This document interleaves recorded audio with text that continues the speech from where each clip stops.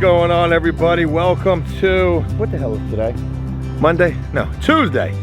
Welcome to beautiful Tuesday, and today is the start of landscape season. Round number 3, but only 2 seasons that I've been doing this as, I guess, a little small business.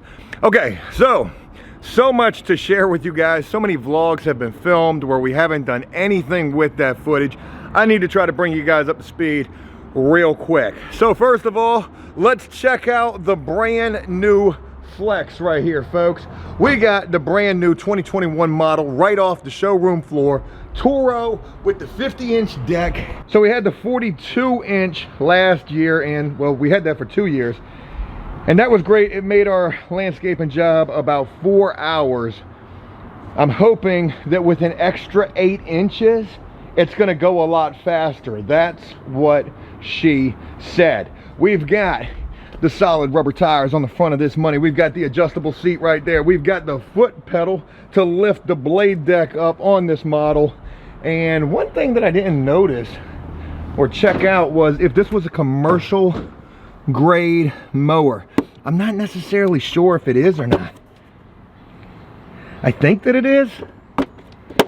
It's got to be, right? Maybe. It would say commercial grade on it if it was. That might not be good for the hours. My game plan is to probably just keep this thing for the season, sell it after the season. That's a cool $3,200 right there. We'll make that back real quick with one landscape job. We definitely will. So you're probably wondering to yourself, Joe, didn't you have a zero turn? You were just talking about the 42-inch. Well, you know me and the moves that I be making. Folks, we've just recently moved out of our big, huge storage unit and consolidated everything into one storage unit because we had 2. And in the process of doing so, we had a monster liquidation sale. Everything must go. Everything must go, folks. We are having a major crack smoke liquidation sale right now. Zero turn. I don't know. Maybe that's gotta go. The boxing shit. Joe's not working out. I'm fat as hell. That's gotta go. How much can we get for that? That's the first thing that I want to ask. The Yard Smith Granny Vac. This thing has got to go. Got robbed on this. Lady charged me $700 for this. I had to replace the motor. I'm trying to get $400 out of this. That's what I'm trying to see. We've got generators. I got 2 of these bad boys. I know these things are easily, shit, $300 right here. And probably at least $600, $700, $800 for that one right there. I sold the other zero turn for $1,000. But Joe, you could have kept it and had 2 zero turns and made your landscaping job a lot easier. That is true. However, I probably couldn't fit 2 zero turns on this trailer. I'm just justifying this right now. There really is no justification. I wanted to sell the other zero turn that maybe it could have gone for a little bit more money, maybe $1,500. Lawnmowers are super hard to find right now unless you're buying them brand new. To find a used one is crazy. I didn't know how many hours were on that mower. I got that mower for $1,800 2 seasons ago. It was a return to Home Depot. When I went and bought the thing, I had no idea how many hours were on it then. I felt like somebody probably smoked the hell out of that money in 30 days, returned it. I ended up with it. I had no idea how much life that thing really had left. I had no idea how many big issues it was probably on the verge of having. It made sense to me to sell it and get a bigger, better, badder mower. So there's that. In terms of our liquidation sale, really that's the only thing that sold so far. We've got some bites and some nibbles on other things. However, real quick, I want to share with you guys a clip from what happened at the last storage facility when I was trying to move out. Now here's the deal. I moved out on the 27th. My rent was due on the 23rd. The 23rd of every month, my rent is due for the next month, for that month, the month of. There was no deposit. It was just move in, pay your month rent, and there you go. And it was a month-to-month deal. So I go to try to move out, and the dude sees me trying to move out, and he tells me that I owe him a whole nother month's rent. Now, I say that I moved out on the 27th, my rent was due on the 23rd. Well, you got a 5-day grace period for when your rent is considered late. I moved out in 4 days. What happened when I went in and told this guy that I wasn't gonna pay him? So I went to go move out. I went to go tell the front office that we were done. We cleaned up the unit. So I walk in there, I said, hey, 107 is all moved out.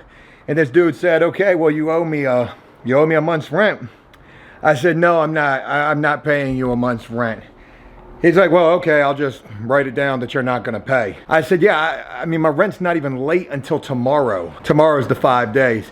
And this guy told me, he said, oh no, I can make your rent late anytime. And I said, oh, okay, well, and before I could say anything, we took a whole bunch of stuff to the dumpster that was on site, and he was like, and aren't you the one who was dumping all of that stuff in the dumpster? I said, I sure am. I mean, what you got that dumpster here for anyways, if it's not for the people who are renting units? I said, I didn't leave anything a mess. I said, I cleaned up the unit and left the unit move-in ready. He said, well, you still owe me a month's rent. I said, tell you what, let's take it to court. Okay, let's take it to court. You think I'm gonna pay you an entire another month's rent till April? Till the end of April? That's not gonna happen. I said, I just lost my job and COVID. That's what I said. And I don't care how that sounds. I wasn't really trying to be an asshole, but here's the crazy thing about it. The dude would end up giving me, let me see if I can show you guys this. Bing, right there. Move out receipt, charge balance, 0. So here's what I'm sharing with you. These folks had basically tried to bully me for 2 days, riding by, peeping what's going on, what do I got in my unit. And the guy would tell me yesterday that I had to pay this rent. Now, I could have rebutted this situation then, but I didn't want them to come in and lock my unit with no red tag or change my gate code, which they could have easily done. But the crazy thing that I'm sharing with you guys is this was all just a negotiation. Why would I pay an additional month's rent when I'm gonna move out before I'm even late, right? That makes some sense, right? So I wonder to myself, how many people are paying this additional month's rent that don't really have to? You know, I was even willing to pay this guy like the 4 days worth of rent, but you know, screw it. This guy was being a real asshole about the situation, and it is what it is. So here we are. We're completely moved into this storage facility right here. We got a lot of flip house stuff. We got a lot of work stuff. I don't know if we're gonna need that push mower today. There's our generators right there. Pressure washer business back there. Appliances for the flip house. POS that I'm trying to get rid of right there. So yeah, our rent is way cheaper over here, even though it's a way smaller unit. And this is where our base of operations is gonna be from. Now, I know you're probably wondering, Joe, what's going on with that flip house? Why ain't you talking about that money? Well, I didn't think that you cared, to be honest. I have been trying to focus way more on prison videos, and I just felt like you guys weren't interested anymore. Seriously, why haven't I been talking about it? Because it's been one thing after another, still currently dealing with the drywall finishing work. Folks, this has been like a 2 or 3 week process. It's been almost a freaking month of trying to correct so many issues. There's been so many videos that I've filmed, and if I would have published every video from this whole debacle, you guys would have been sick of this after the first video. It's been best that I just wait until it's all said and done. I've been snapping. Joe's reaction, it ain't been pretty. But needless to say, hopefully sooner than later, hopefully the end of this week, it's Tuesday as I'm filming this, hopefully by the end of this week, not only is the drywall finishing work done, but the painting is hopefully almost all the way done. Anyways, on a more positive note, folks, again, today, the start of landscape season 2, small business edition. Let's go cut some grass. Oh, and real quick, I gotta share this with you guys too.